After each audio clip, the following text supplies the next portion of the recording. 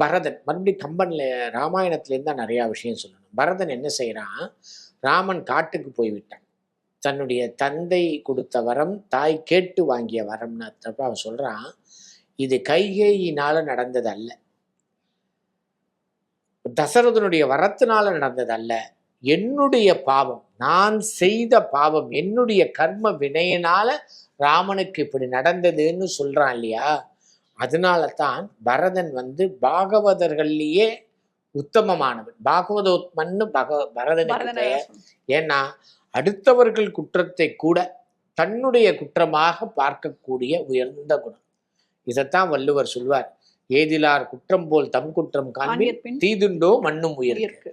அப்படிங்கிற விஷயத்த ஆண்டாள் ரொம்ப அழகாக இந்த பாசுரத்துல கொண்டு வந்து அதே மாதிரி கேக்குறான், நான் வரணும்னா எல்லாரும் வந்துட்டாங்களா அப்படின்னு கேக்குறான். எல்லாரும் பொந்தார் பொந்தெண்ணிக்கொள் வந்துட்டாங்கன்னா வச்சுக்கோவேன், இதெல்லாம் நீனே எண்ணிப்பாரு, நீனே எண்ணிப்பாரு அப்படிங்கிற. நீ வா, எல்லாரும் வந்தாச்சுன்னா நான் வருவேன். இல்ல நீ எண்ணி பாத்துக்கோ அப்படின்னு ரொம்ப யார பாடுவதற்காக உன்னை வர சொல்றோம். வல்லானை கொன்றானை மாற்றாரை மாற்றழிக்க வல்லானை மாயனை பாடையிலோர் எம்பாவாய். அவன் எப்பேற்பட்டவன்னா வல்லவன்.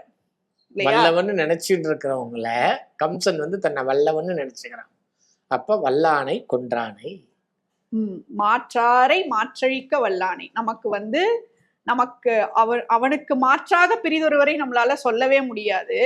அப்படி மாற்று கருத்து உடையவர்களையும் இல்ல மாற்று வழியில் செல்லக்கூடியவர்களையும் கூட அனுகிரகித்து அவர்களுக்கு மோட்சம் வழங்கக்கூடியவன். ஏன்னா நம்மளுடைய மரபு, வைணவ மரபுப்படி எல்லோருக்கும் இறுதியில கண்டிப்பா நமக்கு வைகுண்டம் உண்டு அப்படிங்கிறது தான் நம்மளுடைய மரபு. என்ன மாற்றானை அப்படின்னா தன்னை பற்றி சிந்திக்காதவனை கூட சிந்திக்க வைத்து, அதாவது முதல்ல சொன்னது சரியான வழியிலையா மறைமுகமான வழியிலையா அப்படிங்கிறத தாண்டி மகாபலி சக்கரவர்த்தி இதற்கு ஒரு சிறந்த உதாரணம். மிக கர்வமாக இருக்கின்றான். அப்ப 3 அடி மண் கேட்டு 3வது அடி கேட்கும் போது சரணாகதியா தான் தலையை கொடுத்துட்றான்.